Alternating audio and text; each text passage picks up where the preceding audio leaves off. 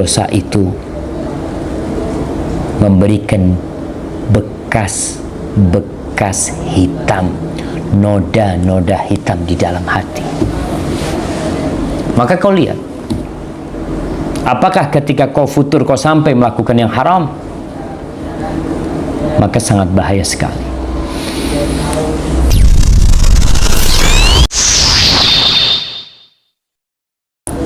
Segala puji bagi Allah Jalla Jalaluh,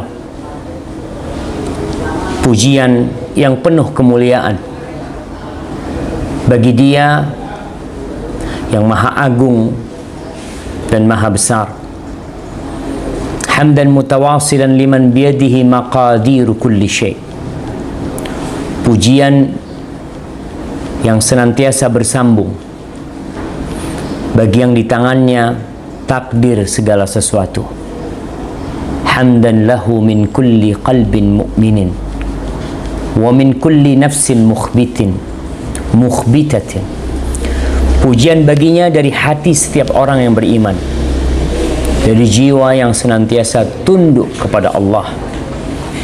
Hamdan lahu alal iman, hamdan lahu alal Islam. Pujian bagi Allah atas nikmat iman, pujian bagi Allah atas nikmat Islam. Wa hamdan lahu alal Quran, dan pujian bagi Allah atas Quran yang Allah berikan kepada kita, sebuah kitab petunjuk yang menunjukkan kepada jalan yang lurus. Hamdan lahu ala kulli ni'mah. Segala puji bagi Allah atas segala nikmat. Wa hamdan lahu fis sarra wad dharra. Dan pujian bagi Allah baik dalam kondisi duka atau duka. Wa hamdan lahu ala kulli hal. Dan pujian bagi Allah dalam segala kondisi. Asyhadu an la ilaha illallah wahdahu la syarikalah, wa asyhadu anna Muhammadan abduhu wa rasuluh. Saya bersaksi bahwa tiada yang berhak disembah melainkan hanya Dia semata. Tiada sekutu baginya. Dan ana bersaksi bahwa Muhammad Nabi kita sallallahu alaihi wasallam adalah hamba dan utusan Allah. Istafahu ala khalqihi bi akrami risalah. Allah memilih beliau di antara semua ciptaan Allah, di antara semua makhluk-makhluk Allah, membawa risalah yang paling mulia, wa a'zam nubuwah, dan kenabian yang paling luhur, sallallahu alaihi wa ala alihi wa sahbihi wa sallama tasliman katsira. Semoga salawat senantiasa tercurahkan untuk beliau dan keluarga beliau, sahabat-sahabat beliau yang banyak sekali. Ahibbati fillah, Allah Jalla Jalaluh berfirman, ya ayyuhalladzina amanu taqullah wa aminu bi rasulih yu'tikum kiflaini min rahmatih wa yaj'al lakum nuran tamshuna bihi wa yaghfir lakum wallahu ghafurur rahim. Kata Allah, wahai orang-orang yang beriman, bertakwalah kepada Allah. Bayangkan, orang beriman disuruh bertakwa kepada Allah. Wa aminu bi rasulihi, dan berimanlah kalian dengan utusan Allah. Kita udah beriman, disuruh bertakwa, kemudian disuruh lagi beriman dengan Rasul. Apa maknanya? Menguatkan keimanan kita, mengokohkan keyakinan kita. Tentunya iman bukan hanya ucapan di lisan, bukan hanya rangkaian kata-kata indah dalam tulisan, tapi iman sesuatu yang dibuktikan dengan amal perbuatan. Yu'tikum kiflaini min rahmati. Allah akan berikan kepada kalian pahala yang double buat kalian dari rahmatnya. Ingat, kita butuh rahmat Allah. Sejatinya amalan kita tidak bisa memasukkan kita ke surga, melainkan bila Allah memberikan rahmatnya kepada kita. Allah akan beri double rahmatnya buat kita. Wa yaj'al lakum nuran tamshuna bihi. Dan Allah akan menjadikan buat kalian nur, cahaya. Tamshuna bihi. Cahaya yang dengan cahaya itu kalian bisa berjalan meniti lorong-lorong kehidupan ini sampai menuju ke pintu surga. Tanpa cahaya kita akan lihat bagaimana manusia di malam hari tatkala listrik di sebuah kota padam. Semua akan kontak, call, PLN, menanyakan ada apa. Sebagian orang bersegera mengeluarkan lilin di rumahnya. Sebagian bersegera mengeluarkan gadgetnya untuk menghidupkan sedikit cahaya yang dapat memberikan harapan agar anak-anak tidak nangis, agar kau bisa melakukan aktivitasmu dengan sedikit cahaya tersebut. Wa yaghfir lakum. Allah tuh kalau kita bertakwa, kita beriman dengan Rasulnya, dikasih rahmat double, kemudian dikasih cahaya, kemudian diampuni dosa-dosanya. Wallahu ghafurur rahim. Allah tuh ghafur, maha pengampun, dan dia maha penyayang. Amma ba'd, jamaah rahimakumullah. Sebagian di antara kita sudah lama meninggalkan masa kemaksiatan. Nikmat yang besar dari Allah. Sebagian di antara kita sudah mengenal sunnah dalam kurun waktu yang cukup lama, sehingga dia merasakan sekarang seakan-akan perahu kehidupan yang dia naikin telah selamat dari gelombang kemaksiatan yang ganas. Tidak sedikit yang bercerita tentang masa lalunya, mengatakan dulu apa sih dosa yang tidak ada lakukan. Dia mengingat tuh masa lalu yang begitu menyeramkan, dan alhamdulillah dengan izin Allah dia sekarang dengan perahu yang dia naikin selamat dari gelombang yang ganas dan merapat ke pantai keimanan dengan penuh kedamaian. Tapi ketahuilah, kau tidak pernah aman ketika kau sampai ke daratan. Di tempat itu akan ada banyak godaan dan gangguan dari tipu muslihat syaitan yang dia ingin menjebakmu untuk kembali kepada dosa-dosa masa lalu. Kalau tidak kembali kepada dosa-dosa masa lalu, paling enggak berkurang semangatmu dalam beribadah. Bagaimana engkau menjadi orang yang tidak lagi seperti ketika baru mendapatkan hidayah, penuh dengan semangat, penuh dengan ambisi, waktu-waktunya penuh dengan aroma keimanan, wajahnya memancarkan cahaya yang membuat teman-temannya berbahagia memandangnya. Setan berusaha untuk memanahmu dengan busurnya, dan anak panah setan penuh dengan racun. Dia ingin membuatmu lemah, sakit, berbalik seperti sedia kala. Mungkin paling tidak sholat sunnahnya berkurang. Alhamdulillah kau punya sholat sunnah, sehingga ketika futur, ketika malas beribadah, ketika semangat itu turun, maka paling tidak setan telah berhasil membuatmu malas sholat sunnah. Dulu sholat sunnah Masya Allah, Qabliyah, Ba'diyah, baca Quran. Tapi ketika lemah, setan berhasil. Kau mulai malas datang kajian, mulai malas bersedekah, malas puasa sunnah. Tapi kita harus tahu, Allah telah menetapkan bahwa tipu daya syaitan sangatlah lemah. Allah mengatakan inna kaidas syaitani kana dha'ifa. Sesungguhnya tipu daya syaitan itu lemah sekali bila kita menghadapinya dengan senjata keimanan yang ampuh dan cahaya yang terang yang Allah berikan kepada kita. Ketika seorang muslim mengkoreksi sebab-sebab lemahnya imannya dia tahu apa sebab mobilnya kok nggak bisa kenceng, mobilnya kok jalannya goyang, dia akan cari tahu.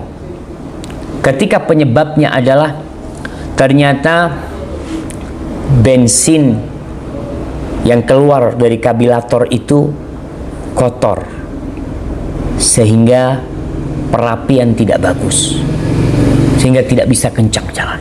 Kau tahu sebabnya, sehingga kau bisa memperbaikinya.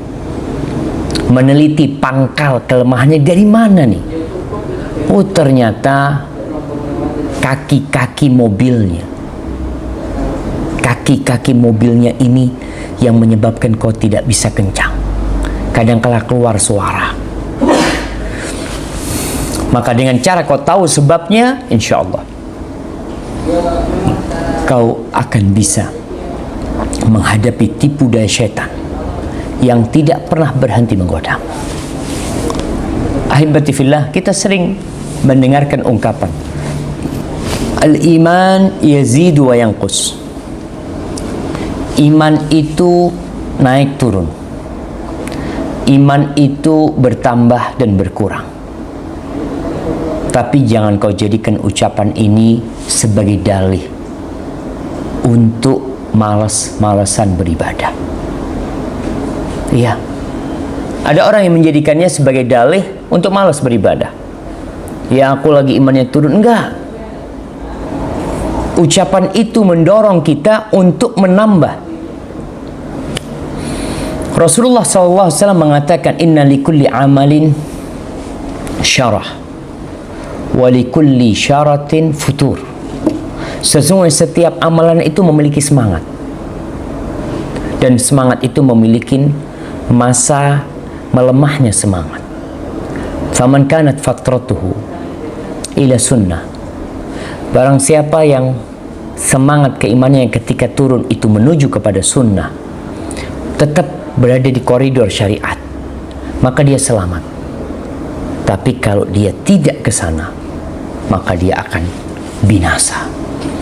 Al-Imam Ibnul Qayyim menyebutkan bahwasanya takhallulul fatarat lisalikin amrun la budda minhu. Perjalanan orang-orang menuju Allah terkadang itu diselai semangat yang melemah. Itu sesuatu yang wajar dan pasti terjadi.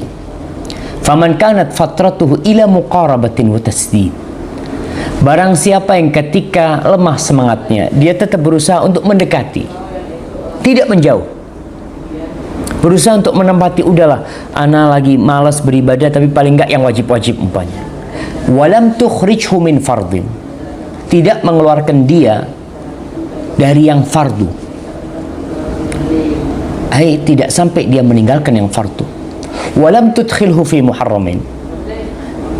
Dan lemahnya semangat itu tidak membuat dia masuk ke yang haram. Tapi kita ingat nih, jalan menuju yang ke haram tuh banyak tuh. Jalan menuju meninggalkan yang wajib tuh banyak. Maka Ibnu Qayyim menjelaskan, kalau lemahnya semangat dia itu tidak mengeluarkan dia dari yang wajib dan tidak memasukkan dia kepada yang haram, rujiya lahu an ya'uda khairan mimma kan. Maka diharapkan dia bisa balik lagi menuju semangatnya, lebih semangat lagi daripada yang pertama. Orang tuh ya seperti itu kehidupan ini. Catatannya atau koridor yang telah disebutkan Ibnu Qayyim, jangan sampai lemahnya semangatmu itu sampai membuatmu melakukan yang haram, memasukkanmu ke dalam yang haram. Karena ada orang-orang ketika futur, ketika malas ibadah, ketika malas datang kajian, ketika malas ketemu sahib-sahibnya yang baik-baik, akhirnya dia sampai kepada yang haram. Ini menakutkan. Bisa jadi dia nggak balik lagi kepada arena ketaatan itu, karena dosa itu memberikan bekas hitam, noda-noda hitam di dalam hati. Maka kau lihat, apakah ketika kau futur kau sampai melakukan yang haram, maka sangat bahaya sekali. Kemudian Ibnu Qayyim mengatakan, innal muqbil 'ala Allah al-muti' lahu yasiru bi jumlati a'malihi. Sesungguhnya orang yang datang kepada Allah, taat kepadanya, dia sejatinya berjalan dengan amalan-amalan dia. Dia itu bawa amalannya menuju kepada Allah dengan sejumlah amalan dia. Wa kullama zadat ta'atuhu wa a'maluhu izdada kasbuhu biha wa 'adhu. Setiap kali bertambah ketaatannya, bertambah amal solehnya, maka bertambah hasilnya. Keuntungannya bertambah besar. Mungkin kita belum paham nih. Gimana Ustaz? Ibnu Qayyim memberikan contoh bahwasanya tatkala kita berjalan menuju Allah ini, itu seperti orang yang sedang melakukan safar, perjalanan berdagang. Dia melakukan perjalanan, berangkat ke kota lain, membawa modal dia.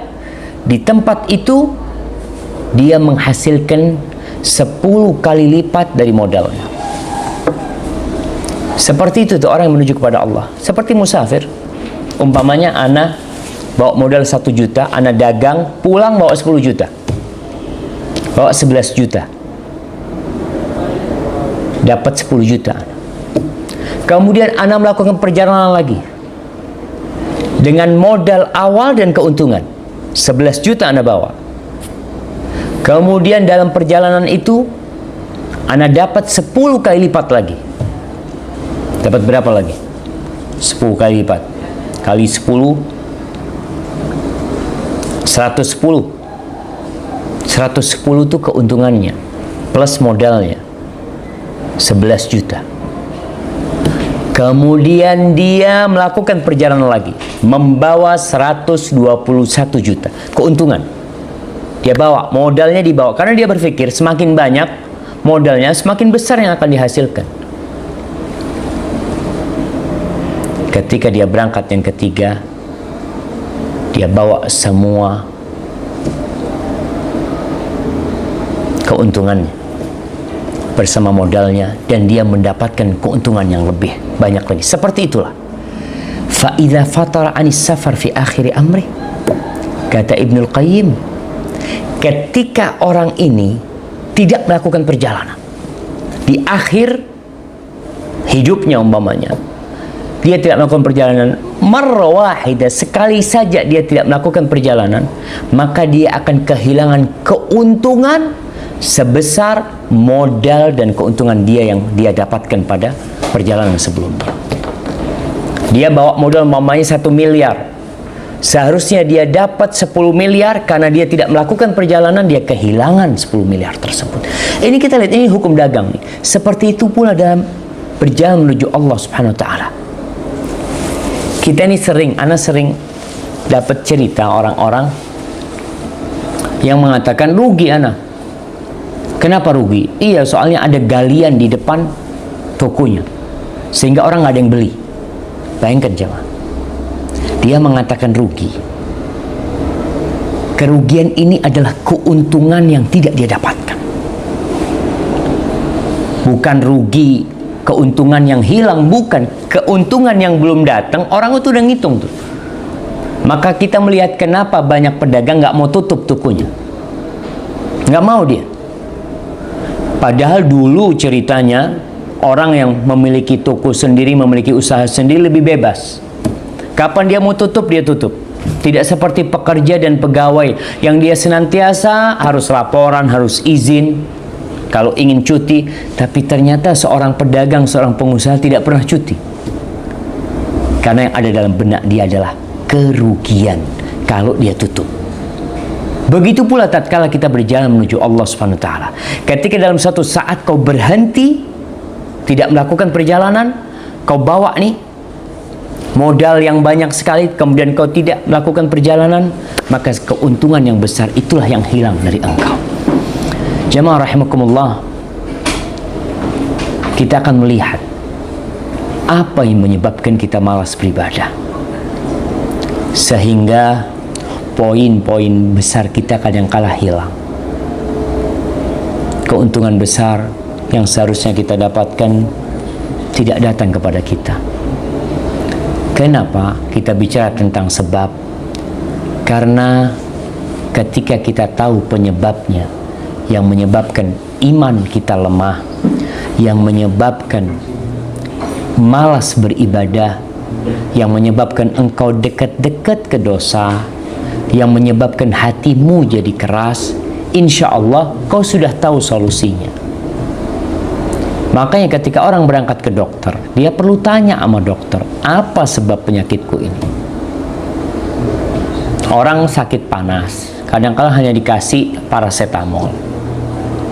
Udah, minum paracetamol, memang panasnya turun. Tapi setelah 3 hari, panas itu tidak hilang. Ternyata penyebab panas itu yang tidak diketahui. Maka dokter berkata, coba kau cek darah. Cek darah, oh ternyata penyebabnya adalah tipes umpamanya. Penyebabnya adalah ini dan itu. Kemudian dokter akan mengobatin sebabnya, bukan gejala yang ada di dirinya. Maka sebab pertama yang menyebabkan kita malas beribadah, menyebabkan kita futur, sebab pertama adalah karena kita tidak memeriksa keimanan kita dari satu waktu yang ke lainnya. Tidak diperiksa keimanan kita. Perlu kau periksa. Mobil tuh ada yang namanya check up rutin mobil aja. Bahkan disebutkan di sana di mobil itu setiap 100 km atau setiap, bukan 100 ya, memang 10.000 harus ganti oli, harus ini, harus ini, harus ini. Kita berarti perlu mengkoreksi diri kita nih. Bagaimana keimanan kita? Lagi naik, lagi turun. Ketika seorang mukmin tahu imannya lagi turun, maka niscaya dia, oh masalahnya di sini nih. Anaknya lagi masalah sekarang nih. Sehingga tatkala imanmu turun, kau akan tambah tahu, oh ini masalahnya tadi kalau mobil, oh ini nggak enak nih gara-gara bannya kurang angin, kau akan tambah anginnya. Ini kurang enak nih, panas mesinnya ini gara-gara air di radiator kurang. Oh gara-gara radiatornya bocor. Maka seorang perlu mengkoreksi keimanannya, menambah keimanannya. Abu Darda radhiyallahu ta'ala anhu mengatakan, min fiqhil abdi an yata'ahad imanahu wa ma naqasa min wa min fiqhil abdi an ya'lam ayazdad huwa am yantaqis. Termasuk fikih pemahaman seorang hamba, dia itu senantiasa memperhatikan keimanannya. Apa yang kurang? Apa yang kurang dari dia? Dan termasuk fikih dia itu, dia tahu imannya sekarang dalam kondisi naik atau turun. Umar bin Khattab radhiyallahu ta'ala anhu kadang-kala mengatakan kepada para sahabatnya, halummu nazdad imanan. Yuk kita nambah iman yuk. Nambah iman. Kau lihat kadang-kala orang fisiknya lemah mengatakan, yuk kita jamu. Karena fisiknya nggak enak. Atau seorang yang merasa nyeri-nyeri badannya, dia langsung, aku mau check up, mau periksa aku. Kelihatan, oh kolesterolnya lagi naik umpamanya, asam uratnya lagi naik umpamanya. Umar bin Khattab tahu tuh, sehingga dia mengajak para sahabatnya, halummu nazdad imanan. Yuk kita nambah iman. Fayadhkurunallah. Ketika itu mereka duduk. Mereka duduk kemudian mengingat Allah untuk nambah keimanan. Mu'ad bin Jabal, seorang sahabat Nabi. Bagaimana mereka memberikan wasiat kepada kita nih? Dia pernah berkata kepada seorang laki, ijlis bina. Ada orang lewat, mungkin ijlis bina, kau duduk sini. Nazdat au nu'min sa'ah. Kita nambah keimanan kita sesaat. Itu sebab pertama. Sebab pertama yang menyebabkan keimanan kita turun, malas ibadah, adalah kita tidak mengkoreksi, tidak mengontrol kondisi keimanan kita. Berapa banyak orang yang naik mobil di tengah jalan meledak bannya, di tengah jalan mogok jalan. Siapa yang disalahkan? Kau tidak kontrol. Kita pun bisa seperti itu dalam perjalanan hidup ini. Di tengah jalan habis. Tidak sedikit orang-orang jamaah yang awalnya rajin ke masjid kemudian jarang kelihatan. Yang awalnya rajin datang kajian kemudian dia blok semua nomor sahibnya karena dia berada di alam yang berbeda. Taib, sebab yang kedua yang menyebabkan kita malas beribadah adalah kebodohan kita, ketidaktahuan kita dengan apa yang telah Allah siapkan bagi hamba-hambanya yang bertakwa dari surga Allah, dari kenikmatan. Atau dia tahu tapi dia pura-pura nggak tahu, atau dia melupakannya, atau dia lupa untuk membacanya kembali. Karena kita tahu keimanan dengan hari akhir, memahami apa yang Allah sediakan buat kita di dunia dan di akhirat, itu menyebabkan kita semangat beribadah. Sebagaimana orang-orang, bagaimana mereka bersemangat untuk menggali suatu tempat karena tahu di sana ada harta karun umpamanya, karena di sana ada emas. Maka jamaah rahimakumullah, mengingat apa yang Allah sediakan buat orang-orang yang bertakwa, itu seringkali Allah ulang-ulangi dalam Al-Quranul Karim.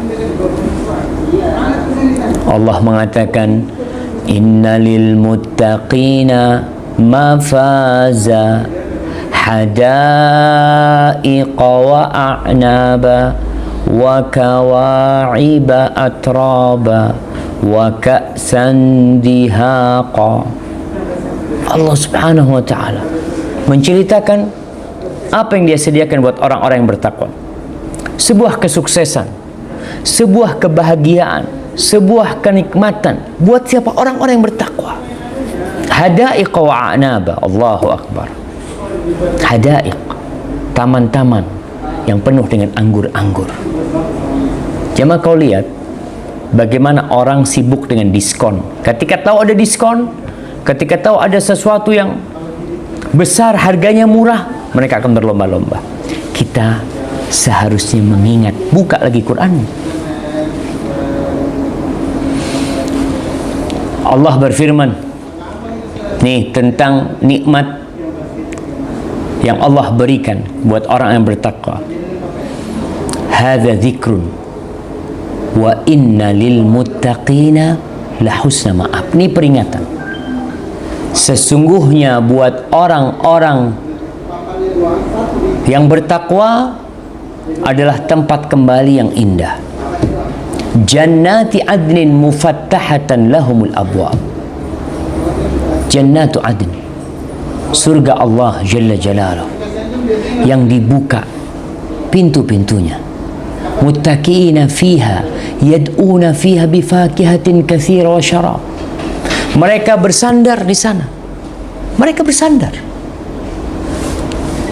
Mereka duduk nyaman di sofa-sofa, di kasur-kasur. Mereka tinggal minta buah-buah apa saja, minuman-minuman apa saja yang mereka inginkan. Wa indahum qasiratut tarfi atrab.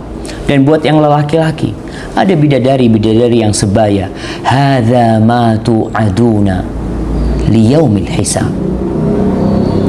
Ini yang dijanjikan buat kalian pada hari hisab nanti. Inna hadza la rizquna ma lahu min nafad. Inna hadza la rizquna. Inilah rizki dari kami. Tidak akan kurang jamaah. Subhanallah jamaah. Kau lihat sebagian orang itu pindah dari satu perusahaan ke perusahaan lain. Ada tawaran yang lebih enak, ada gaji yang lebih besar, ada kedudukan yang lebih nyaman. Dia pindah. Dia termotivasi untuk melakukan hal itu. Kenapa? Karena dia tahu tuh. Nggak malas dia melakukan hal itu. Bahkan ketika dia berpindah dari satu jenjang ke jenjang selanjutnya, dia semakin semangat. Tapi ketika orang lupa atau tidak tahu, orang nih ketika tahu umpamanya dengan pahala sholat duha, kita tuh kadang-kala lama tuh lagi males nggak sholat duha lagi, kemudian kau baca tentang fadilah sholat duha, kau baca lagi apa sih keutamaan sholat duha. Ingat sabda Nabi SAW bahwa Allah berfirman, ya ibna Adam irka'li rak'atain wa fi riwayah 4 rakaat fi awalin nahar akfika akhirah. Wahai anak Adam, kau rukuk 2 rakaat di awal hari, aku cukupin kau sampai siangnya, sampai sore harinya. Ahibati fillah, kau lihat betapa besarnya pahala yang Allah berikan. Subhanallah, barang siapa yang mengatakan subhanallah di pagi hari 100 kali, apa yang akan dia dapat? Coba kau baca lagi. Kau malas membaca hal itu karena kau lupa dengan fadilahnya. Dengan berjalannya waktu, dulu pernah tahu, kemudian lupa lagi. Membaca la ilaha illallah wahdahu la syarikalah lahul mulku wa lahul hamdu wa huwa ala kulli syai'in qadir. Apa pahalanya baca 100 kali di pagi hari? Doa masuk pasar, doa masuk masjid. Coba kau, mungkin kau nggak tahu yang menyebabkan kau malas beribadah, mungkin kau lupa, kemudian engkau jadi tidak semangat untuk beribadah kembali. Rasulullah SAW bersabda dalam hadis riwayatkan Imam Bukhari, Allah berfirman, a'dattu li'ibadiyas salihin ma la 'ainun ra'at wala udhunun sami'at wala khatara ala qalbi bashar faqra'u in syi'tum fala ta'lamu nafsun ma ukhfiya lahum min qurrati a'yun. Kata Allah dalam sebuah hadis qudsi, aku telah menyediakan untuk hamba-hambaku yang soleh apa yang tidak pernah dilihat oleh mata, apa yang tidak pernah didengar oleh telinga, apa yang tidak pernah terbetik di hati manusia. Kalian baca tuh firman Allah di surat As-Sajdah, fala ta'lamu nafsun ma ukhfiya lahum min qurrati a'yun. Jiwa tuh nggak tahu apa nikmat yang Allah telah sediakan bagi dia. Segala sesuatu yang membuat hatinya tentram, sejuk. Jamaah, kau lihat ketika orang dapat berita ada tempat istirahat, ada villa, ada tempat hiburan, ada tempat rekreasi yang indah sekali. Informasi yang kau dapat itu kira-kira menggerakkan sesuatu di hatimu apa tidak? Ana yakin akan menggerakkan. Bagaimana tidak menggerakkan? Kau lihat orang-orang ketika liburan, tempat-tempat rekreasi itu full dan penuh dengan manusia. Mereka cari apa? Mereka mencari sedikit kenikmatan. Ditanya, Bapak berapa kali ke tempat ini? Wallah baru sekali. Ana dengar kata tempatnya bagus. Kau lihat nih, beberapa pantai yang menjadi pusat kerumunan para wisatawan. Kenapa mereka datang ke sana? Mereka keluarkan duit. Mereka sisihkan waktu mereka. Mereka tinggalkan keluarga mereka, negeri mereka untuk datang ke tempat itu. Kenapa mereka tertarik? Karena mereka tahu kalau itu tempat bagus. Kau lihat tuh, salah satu penyebab orang malas ibadah karena lupa atau tidak tahu jamaah.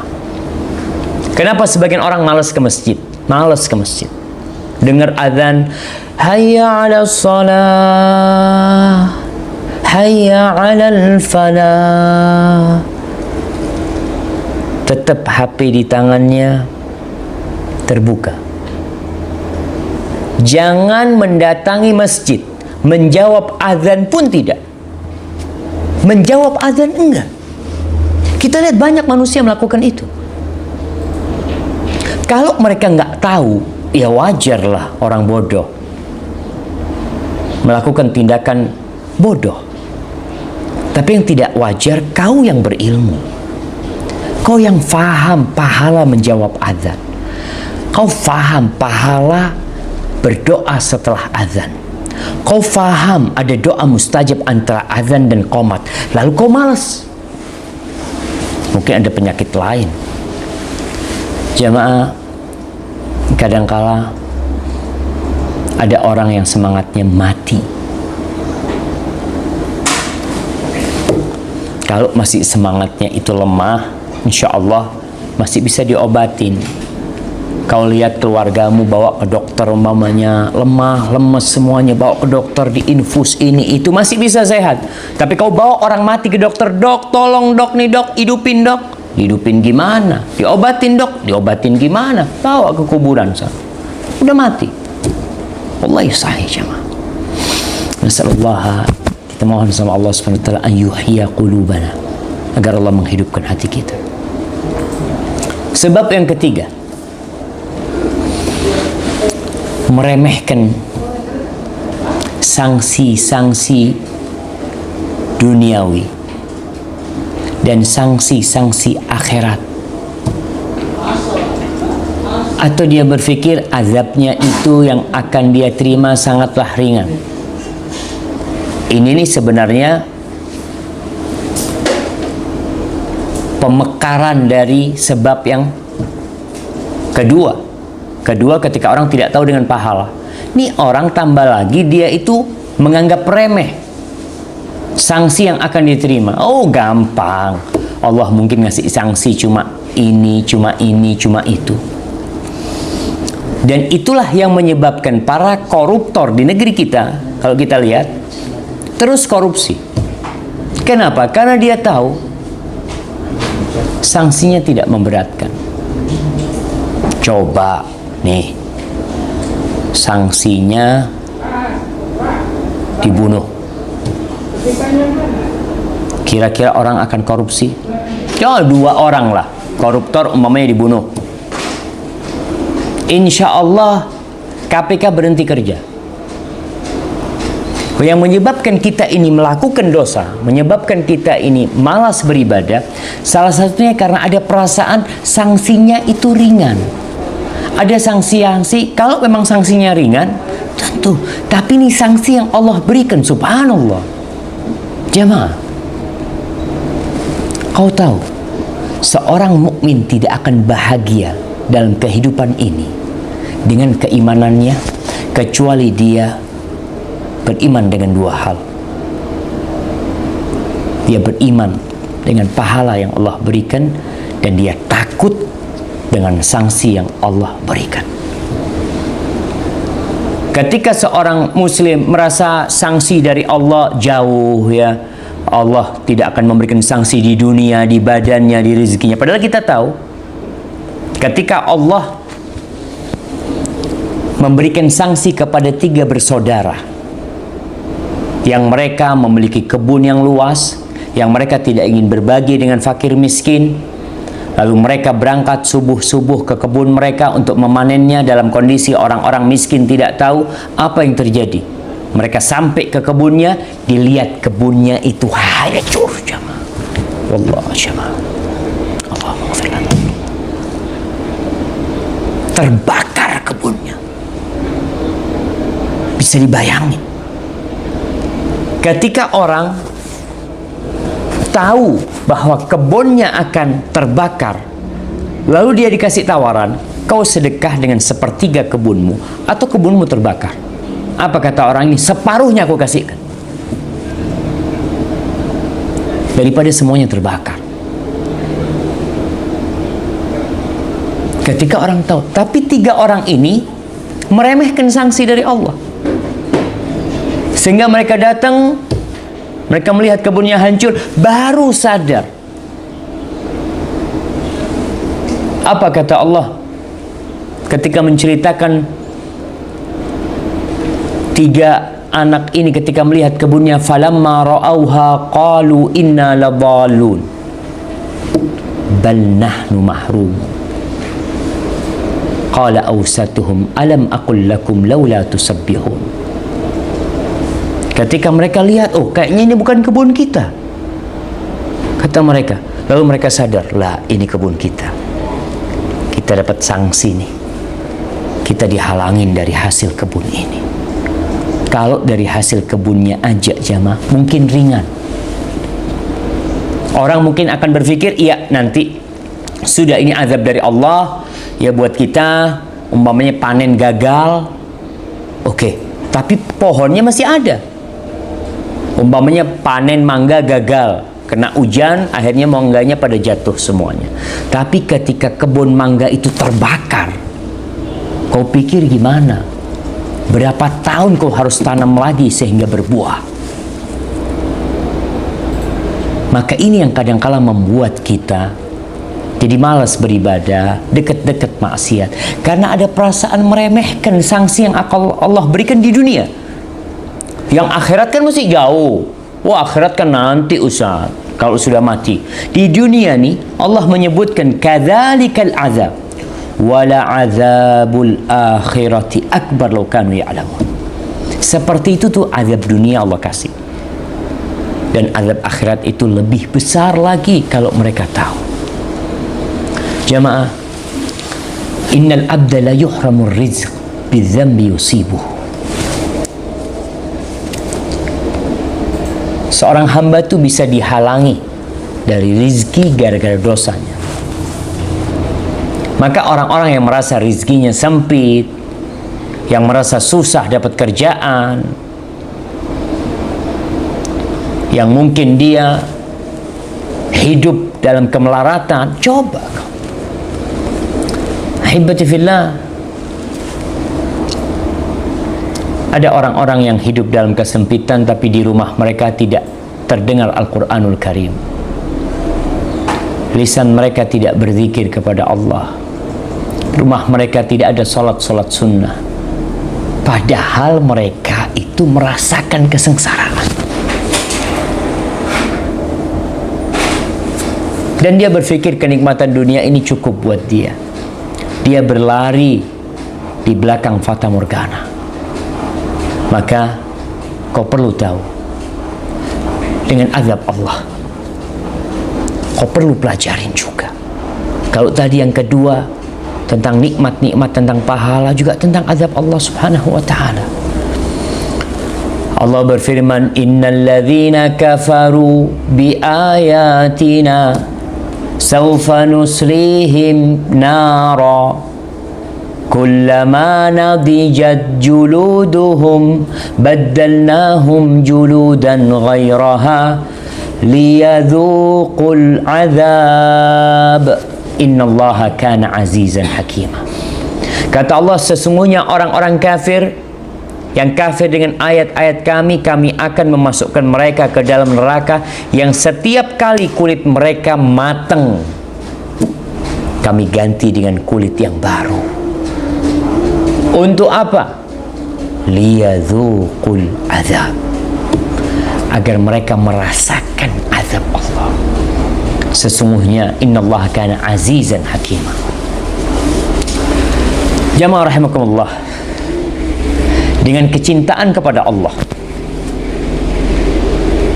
takut dari azab Allah, berharap pahala Allah, sahabat-sahabat Nabi mereka selamat dalam kehidupan dunia dan akhirat.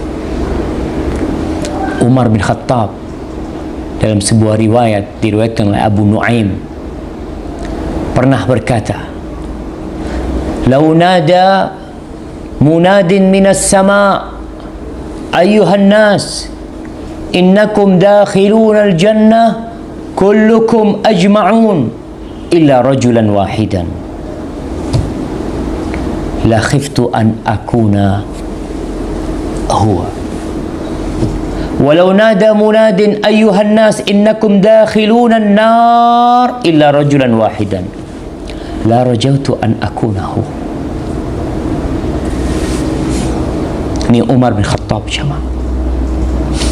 Umar bin Khattab khalifah yang kita tahu disebutkan ada garis hitam di pipinya karena tangisan dia takut kepada Allah. Umar mengatakan, andai kata ada yang menyeru di langit mengatakan, "Wahai manusia, kalian semua masuk surga, semuanya masuk surga kecuali satu orang." Apa kata Umar? Aku khawatir satu orang itu aku. Aku takut satu orang itu aku. Dan kalau ada yang menyeru mengatakan, "Wahai manusia, kalian semua masuk neraka kecuali satu orang yang tidak masuk neraka." Apa kata Umar? La rajautu an akuna huwa. Aku berharap aku yang satu itu. Maka dalam kehidupan seorang muslim ini, dia senantiasa berada di antara khauf dan raja. Dia takut, tapi dia juga tetap berharap. Ketika Umar bin Khattab membaca surat At-Tur dan sampai kepada firman Allah, "Inna azaba rabbika lawaqi'." Sesungguhnya azab Rabbmu pasti mengenai. Umar menangis.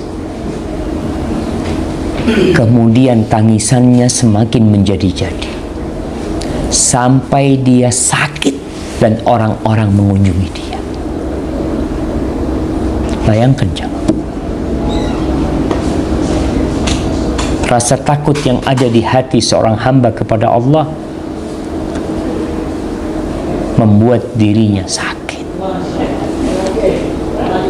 Utsman bin Affan radhiyallahu ta'ala anhu yang dijamin masuk surga, dijamin masuk surga. Rasulullah SAW mengatakan Utsman fil jannah. Suatu hari dia berdiri di depan sebuah kuburan, dia menangis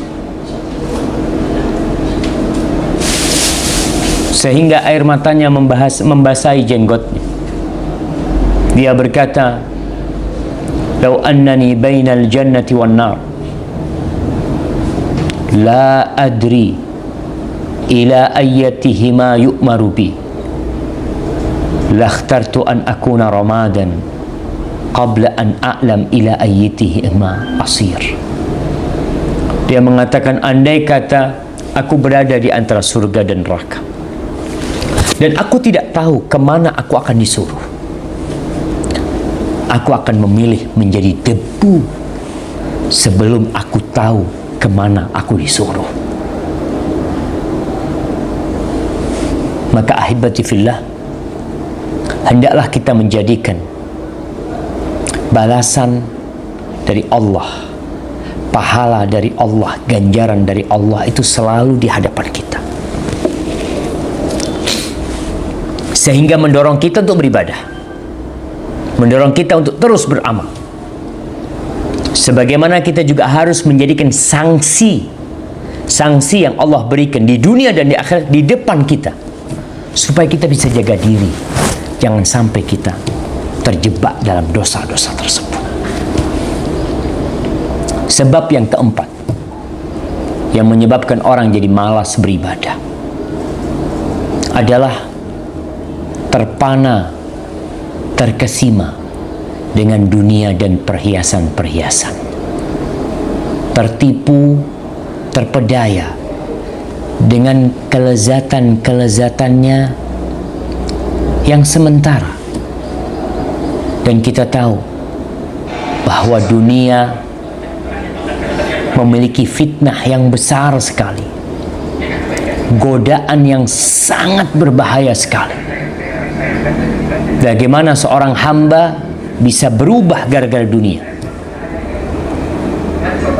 Rasulullah sallallahu alaihi wasallam ketika menceritakan agar kita segera beramal, badiru bil a'mal fitanan ka qita'il lailil mudlim, kalian cepat-cepat beramal sebelum datang fitnah-fitnah seperti potongan malam yang gelap gulita, yang seorang hamba yusbihur rajulu mu'minan wa yumsi kafiran, paginya beriman, sorenya kafir, sorenya beriman, paginya kafir. Kenapa dia bisa berubah? Bagaimana begitu cepatnya perubahan di diri dia? Apa? Dunia penyebabnya. Yabi'u dinahu bi'aradin minad dunya. Dia menjual agamanya dengan sepotong dari dunia. Likulli ummatin fitnah wa fitnatu ummati al-mal. Setiap umat itu ada fitnahnya, dan fitnah umatku adalah harta. Allah berfirman mewanti-wanti kita agar kita tidak terperdaya dengan dunia ini.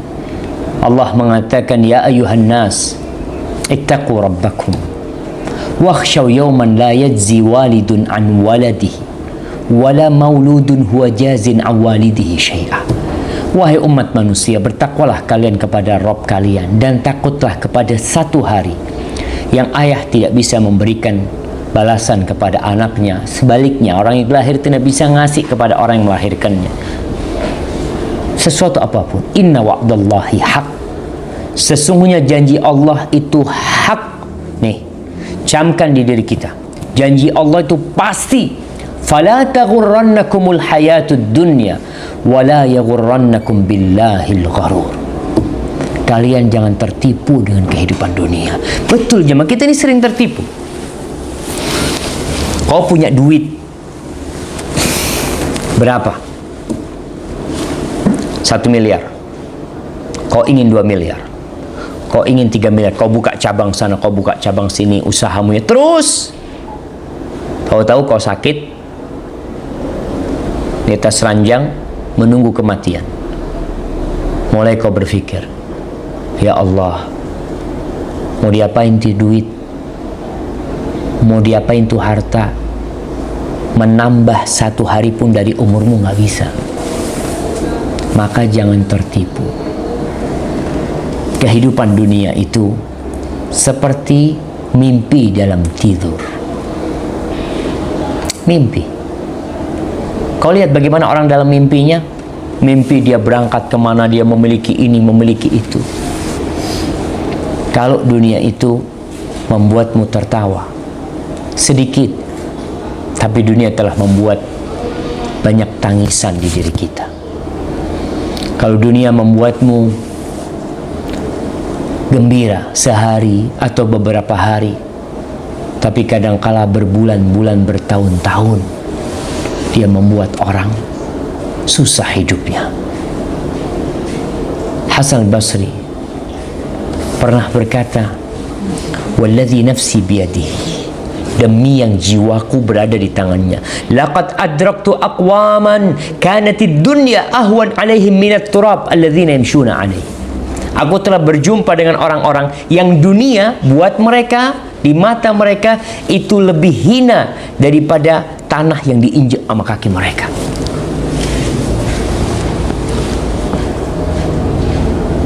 Jangan terkesima dengan dunia, tapi jadikan dunia sebagai sarana menuju akhirat. Karena dunia adalah kebun akhirat. Kebun akhirat artinya buah yang akan kau petik tuh nanti di akhirat. Di sini tanamnya. Al-yawm amal, hari ini kau beramal terus di dunia ini. Dan Allah mengatakan, wabtaghi fima ataka Allah ad-dar al-akhirah wa la tansa nasibaka minad dunya.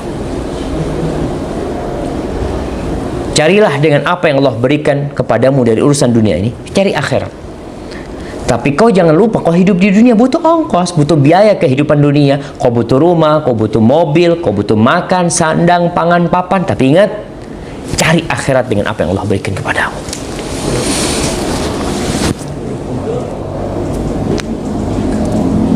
Al-Fudail bin Iyad memberikan wasiat. Kita ini perlu dengar wasiat-wasiatnya ulama terdahulu, karena wasiat mereka itu ringkas tapi dalam maknanya. Fudail bin Iyad mengatakan, ja'alallahu syarr kullahu fi baitin. Allah menjadikan kejahatan semuanya di satu rumah. Di satu rumah. Allah menjadikan kejahatan semuanya itu di satu rumah. Wa ja'ala miftahahu hubbad dunya. Dan Allah jadikan kunci rumah yang penuh dengan keburukan ini satu: cinta dunia. Wa ja'ala al-khaira kullahu fi baitin. Dan Allah jadikan kebaikan semuanya di satu rumah. Wa ja'ala miftahahu az-zuhd fid dunya. Dan dijadikan kuncinya adalah zuhud di dunia. Apa artinya zuhud? Zuhud bukan berarti miskin. Lah. Zuhud itu bukan berarti kau pakai pakaian compang-camping. Tidak. Zuhud bukan berarti engkau tidak naik mobil, kau tidak pakai baju bagus, atau kau tidak makan enak. Bukan. Zuhud itu adalah meninggalkan sesuatu yang tidak bermanfaat buat akhiratmu. Ingat, meninggalkan segala sesuatu yang tidak bermanfaat buat akhiratmu. Itu zuhud. Jadi kalau kau meninggalkan segala sesuatu, umpamanya buka usaha ini bermanfaat nggak buat akhirat? Bermanfaat, Ustaz. Ana kalau buka usaha lagi, ana bisa mempekerjakan banyak orang, buka lapangan pekerjaan, hasilnya Anda bisa sumbangkan ke sana, Anda bisa berangkat umroh. Jangan ditinggalkan. Yang namanya zuhud adalah meninggalkan sesuatu yang tidak bermanfaat buat akhirat. Itu kunci segala kebaikan. Kemudian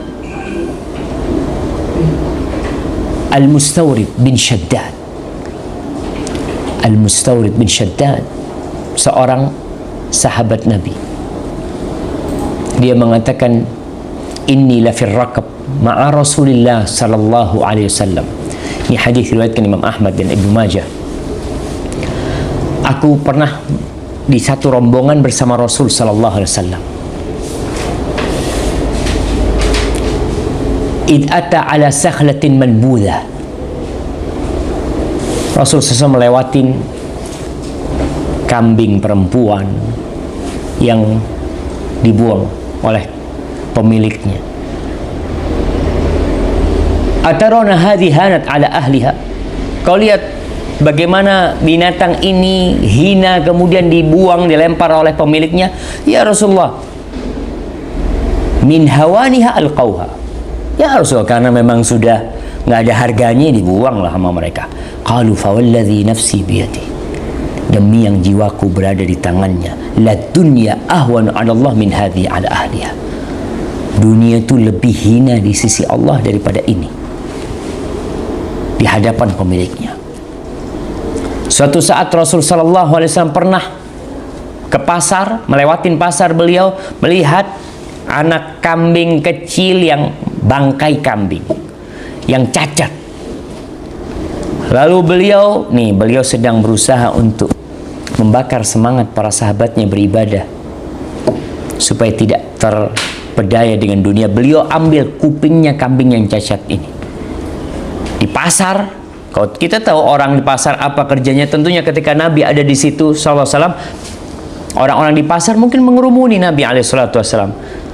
Apalagi beliau sedang memegang kupingnya bangkai anak kambing. Beliau mengatakan, ayyukum yuridu hadha bidirhamin. Siapa di antara kalian yang mau beli ini 1 dirham?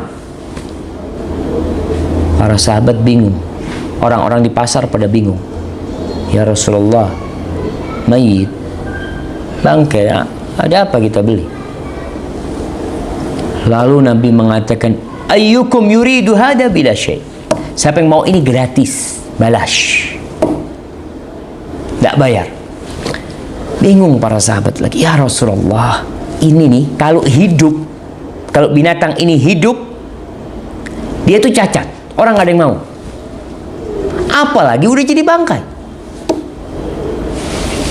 Lalu Nabi ingin memotivasi para sahabatnya dengan mengatakan, la dunya ahwan 'ala Allah min hadza 'alaikum.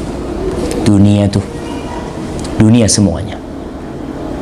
Kalau Anda gambarkan Indonesia semuanya, Jakarta dengan pulau-pulau reklamasinya, dengan pulau-pulau yang indah, dengan gedung-gedung yang tinggi, itu tuh bersama bangkai kambing,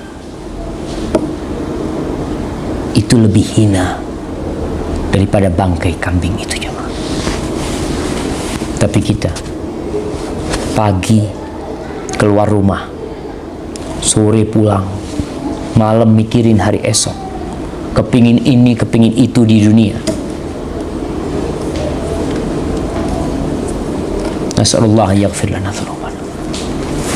Semoga Allah mengampuni dosa-dosa kita. Maka ingat, teruslah memandang kehidupan dunia ini kalau dunia memang tidak ada nilainya. Hanya bayangan yang kita akan tinggalkan, hanya mimpi yang kita akan segera terjaga. Kita terjaga berada di alam yang berbeda. Sebab yang kelima, panjangnya angan-angan.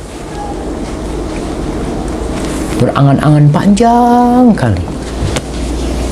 Itu buat malas kita beribadah, membuat kita menunda-nunda amalan. Berapa banyak orang yang sudah mampu haji nggak berangkat haji? Kenapa? Karena dia punya angan-angan yang panjang. Nanti, dan nanti.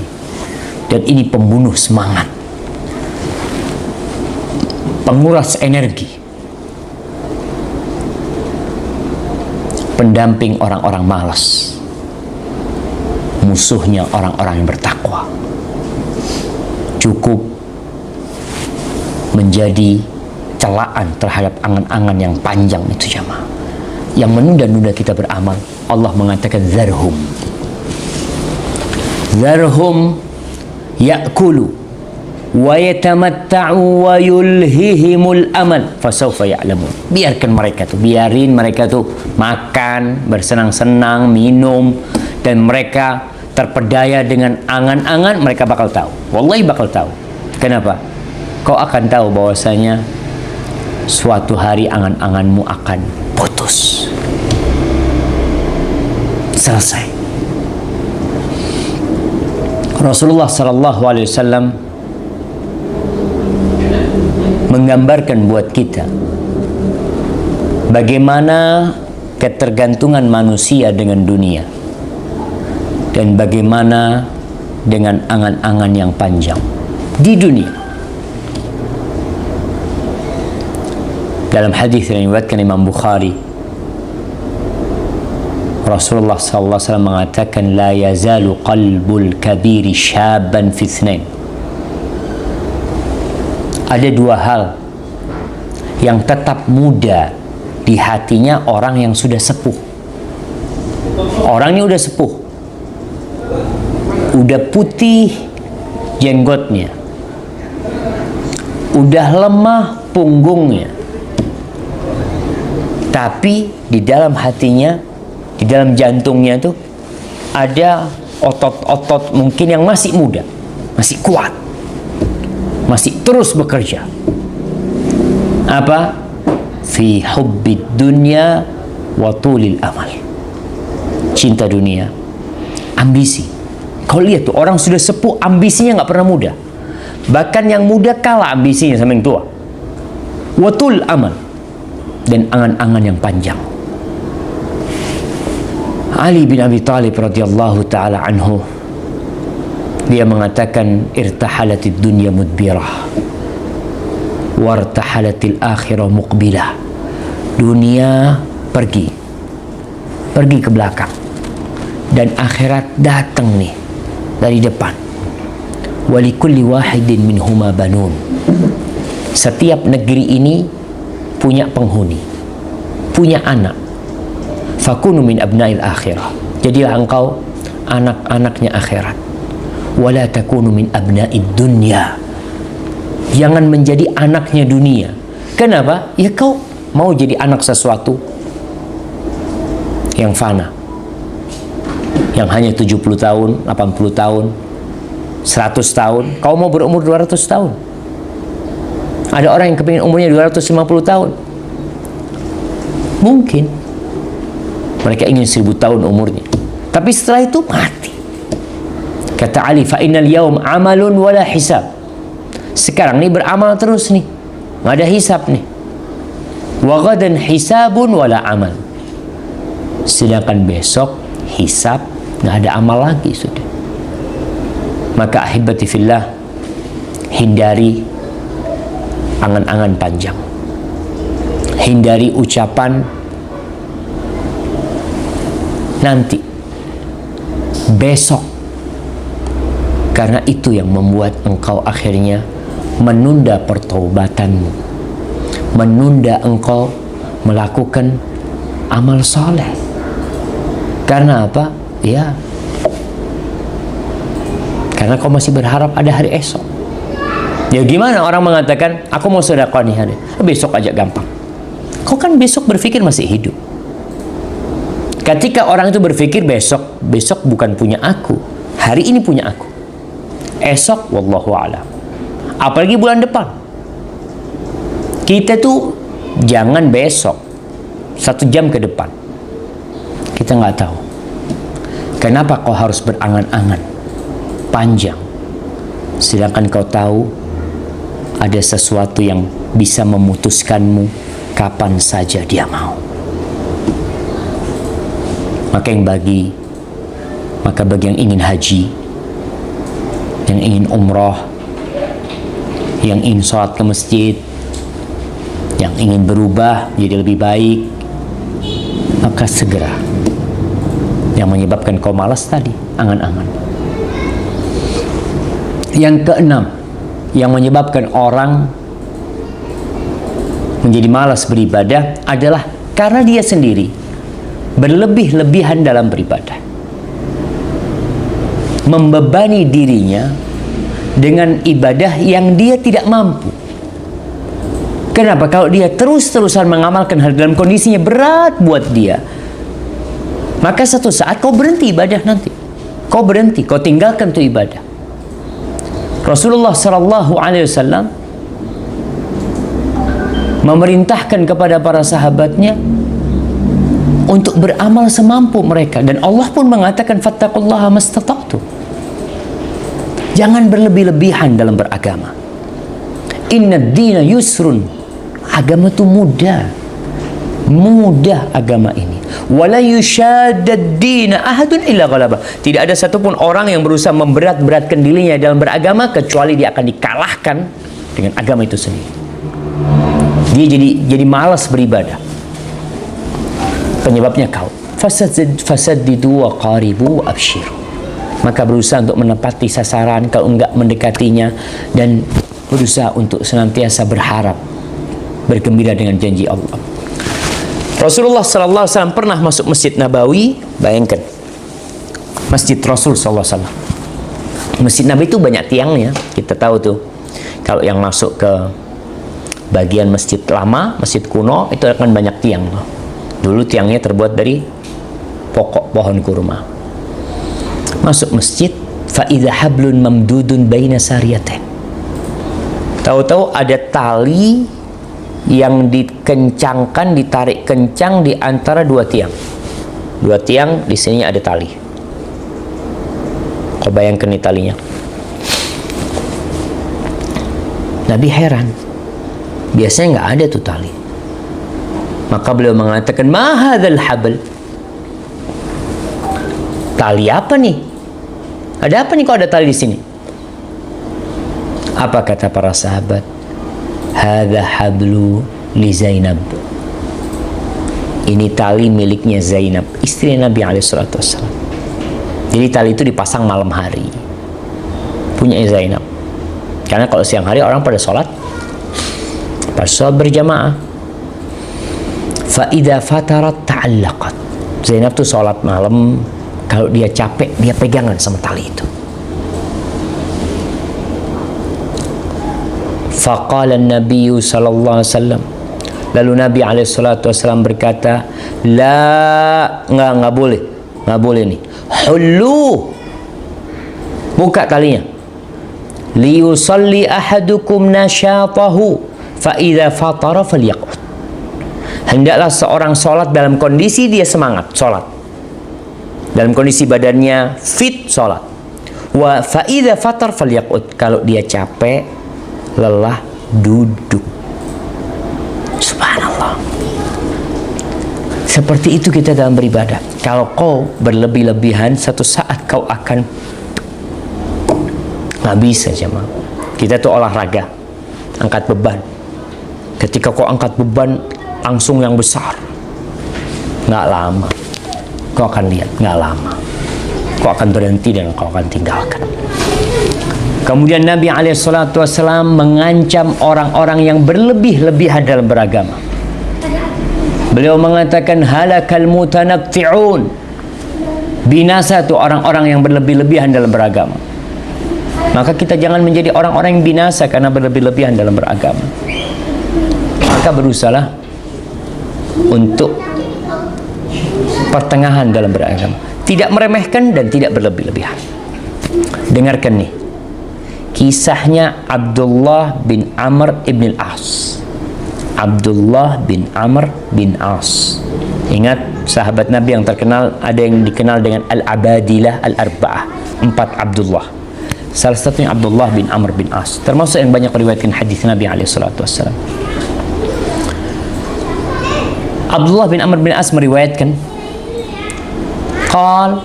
qala li Rasulullah sallallahu alaihi wasallam. Rasulullah sallallahu alaihi wasallam berkata kepada aku. Jamaah, kau dengarkan ucapan Abdullah seakan-akan kau mendengarnya dari Rasul sallallahu alaihi wasallam, karena Abdullah mendengarnya dari Rasul sallallahu alaihi wasallam.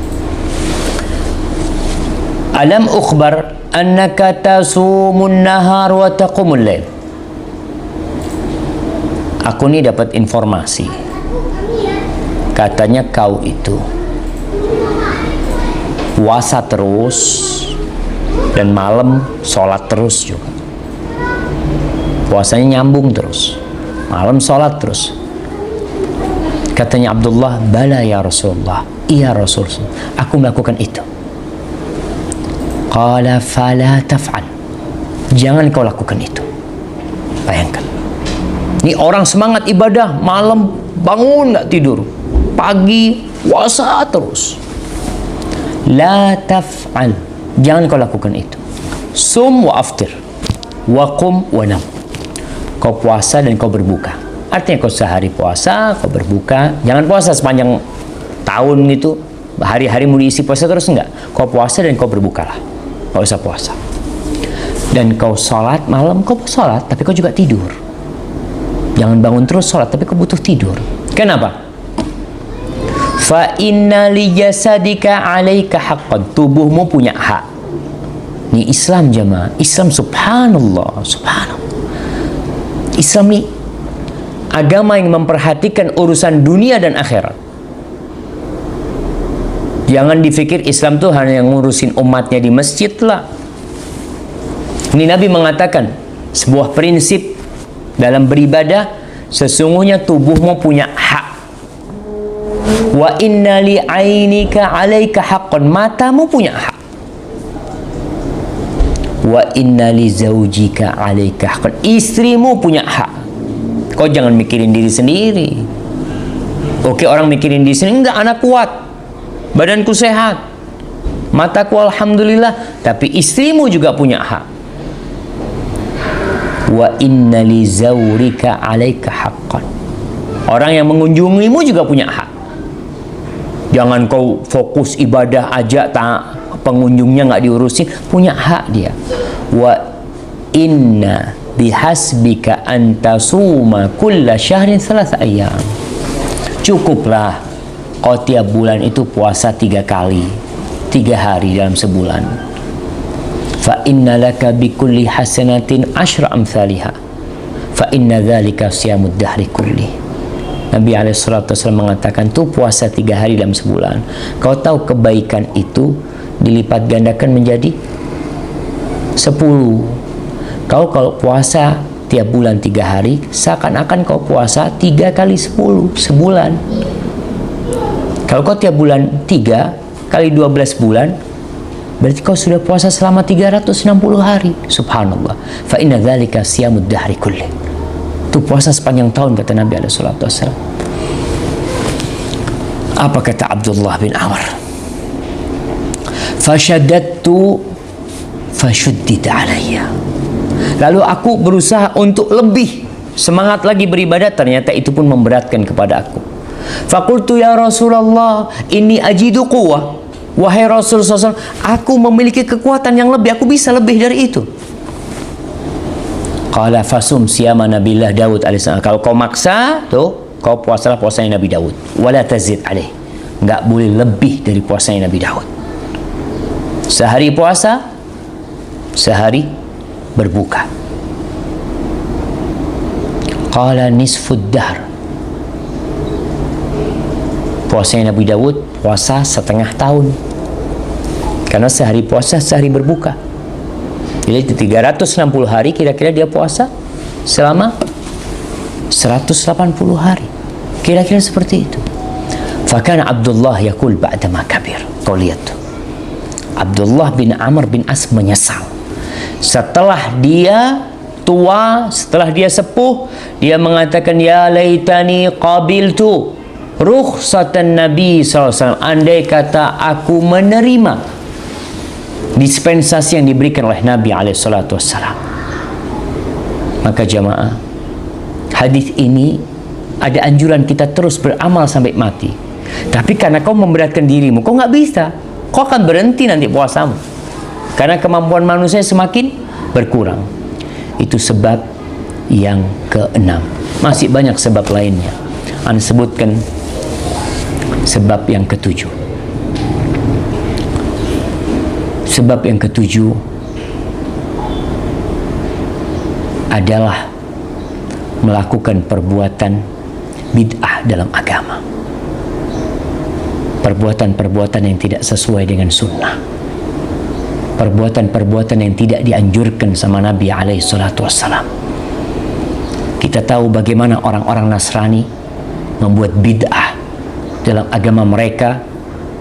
Apa bid'ah mereka? Mereka tidak menikah. Mereka tidak menikah, mereka fokus ibadah. Enggak. Jangan sudah. Beribadalah dengan yang sesuai dengan syariat Nabi alaihi salatu wassalam. Kenapa? Karena syariat Nabi sudah sempurna.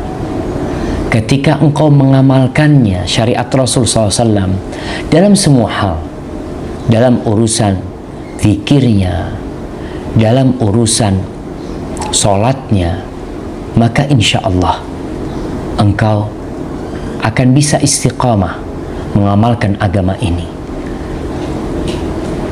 Rasulullah SAW, beliau sudah mewanti-wanti. Pernah kejadian ada sahabat yang mau bikin tata cara ibadah baru di masa Nabi SAW. Tuh tentang kisah 3 orang. Ya karena nanti jatuhnya bid'ah ini berlebih-lebihan dalam beragama. Berlebih-lebihan. Seperti 3 orang yang mereka tanya, gimana ibadahnya Nabi SAW? Kata Aisyah, biasa. Nabi puasa, Nabi kadang-kadang nggak puasa, Nabi tidur malam, Nabi sholat malam, Nabi tidur, Nabi sholat. Dan kita tuh Nabi banyak istrinya SAW. Lalu orang ini mau bikin aturan baru dalam Islam. Dia mau puasa terus, yang satu mau sholat malam terus nggak tidur, yang satu tidak mau menikah. Nabi marah sama mereka. Apa kata Nabi SAW? Ama wallahi inni akhsyakum lillahi wa atqakum. Aku adalah orang yang paling bertakwa di antara kalian kepada Allah, yang paling takut kepada Allah. Kau lihat aku, kata Nabi SAW. Aku tuh puasa dan aku berbuka. Aku nggak puasa. Aku sholat malam dan aku tidur. Dan aku menikah dengan wanita. Faman raghiba an sunnati falaysa minni. Barang siapa yang tidak suka dengan sunnahku, maka bukan dari golonganku. Maka tadi, kadang-kala kau malas beribadah karena tata cara ibadahmu tidak sesuai dengan syariat. Kemudian sebab yang ke-8, teman-teman yang buruk. Teman ini subhanallah itu seperti gurita. Teman ini gurita yang kalau sudah melilitmu susah kau keluar dari sana. Setiap kali kau ingin keluar dari rombongan itu, gurita itu terus menekanmu dan mungkin mengisap darahmu juga. Dan Rasul sallallahu alaihi wasallam menyuruh kita memilih teman. Apa kata Nabi SAW? La tusahib illa mu'minan. Kau jangan berteman kecuali dengan orang yang beriman. Wala ya'kul ta'amaka illa taqi. Dan jangan makan makananmu kecuali orang yang bertakwa. Bayangkan Nabi aja, Nabi disuruh milih. Nabi mengatakan, Allah berfirman kepada nabinya, wasbir nafsaka ma'al ladzina yad'una rabbahum bil ghadati wal 'ashyi yuriduna wajhah wala ta'du 'ainaka 'anhum turidu zinatal hayatid dunya. Engkau sabarlah, tahanlah dirimu bersama siapa? Kumpul sama siapa? Duduk sama siapa? Dengan orang-orang yang senantiasa beribadah kepada Allah, berdoa kepada Allah pagi dan sore hari. Terus mereka mencari rahmat Allah, mencari wajah Allah. Mereka ingin berjumpa dengan Allah. Dan jangan jadikan matamu berpaling untuk melihat orang-orang yang mencari dunia. Karena ingin kau cari dunia juga. Hati-hati. Maka berteman dengan orang-orang yang sibuk cari dunia kadangkala membuat hatimu juga jadi malas ibadah. Dan Nabi mencontohkan teman yang soleh dengan teman yang buruk seperti penjual minyak wangi dan alatnya pandai besi itu. Seperti itu. Sebab yang ke-9, menyendiri. Menyendiri. Kalau tadi berteman kita suruh pilih teman, kau juga bahaya jangan suka menyendiri. Kau cari teman-teman yang baik. Kenapa? Ada orang-orang yang menyendiri kemudian ada fitnah, dia kemudian ikut terseret dengan arus fitnah itu. Rasulullah SAW mengatakan, alaikum bil jamaah wa iyyakumul furqah. Kalian hendaklah berkelompok, berjamaah. Hati-hati jangan sampai berpecah belah. Fa inna asyaitan ma'al wahid. Syaitan itu sama satu orang. Wa huwa minal itsnain ab'ad. Syaitan sama 2 orang lebih jauh. Faman arada buhbuhatal jannah falyalzamil jamaah. Barang siapa yang ingin surga, hendaklah dia beriltizam dengan jamaah, berkumpul dengan jamaah. Jamaah rahimakumullah, berkaitan dengan uzlah ini. Memang ada zaman fitnah yang kemudian orang beruzlah, berkumpul dengan kambingnya di gunung atau di mana, tapi sepertinya zaman itu belum tiba. Sekarang kita perlu mencari orang-orang baik yang berkumpul dengan mereka, kemudian saling memberikan nasihat dengan mereka. Karena biasanya kalau ada orang yang istiqomah, kemudian dia jarang datang kajian, mulai dia menyendiri, mulai dia tidak kumpul sama sahib-sahibnya yang takut dan takwa sama Allah. Ketika itu ada bahaya besar, karena syaitan akan menjadikan dia sebagai mangsanya. Barakallahu fikum. Masih banyak sebab-sebab lainnya. Mudah-mudahan kita bisa lanjutkan pada kesempatan yang akan datang untuk membicarakan sebab-sebab lainnya. Karena dengan kita tahu sebab-sebabnya, kau sudah tahu obatnya supaya kau tidak malas beribadah. Hadza wallahu a'lam bishawab. Mungkin itu yang bisa kita kaji pada kesempatan kali ini. Subhanakallahumma wa bihamdika asyhadu an la ilaha illa anta astaghfiruka wa atubu ilaik. Wassalamualaikum warahmatullahi wabarakatuh.